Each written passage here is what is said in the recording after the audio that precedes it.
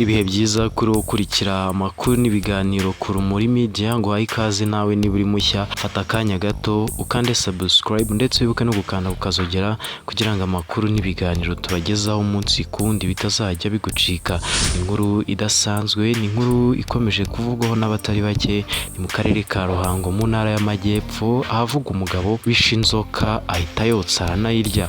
Umugabo witwa umunsi François wo mu karere ka Ruhango aravugwaho kwica inzoka maze aho kwijugunya arayotsa arayirya, ibintu byatunguye benshi. Mu gihe bamwe mu baturanyi b'uyu mugabo babifata nk'ibisanzwe, hari abandi babibonye nk'ibidahuje n'umuco nyarwanda bavuga ko bitari bikwiye. Biravugwa ko uyu mugabo yishe iyo nzoka ubwo yari mu mirimo ye ya buri munsi, hanyuma aho kuyireka cyangwa kwijugunya nk'uko benshi babigenza, afata icyemezo cyo kuyotsa arayiteka arayirya. Bamwe mu baturage bemeza ko kurya inzoka ari amahano kuko inzoka zisanzwe zizwi nk'inyamaswa ziteye ubwoba kandi zigira ubumara.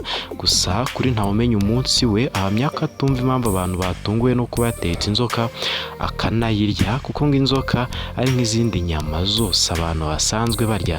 Kuri Ntawumenya abihuza nk'uko umuntu yajya kuroba ifi akayotsa akayirya. Uyu mugabo akomeza yemeza ko iyo nzoka yariye yari iryoshye cyane ku buryo nta kibazo yigeze imugiraho.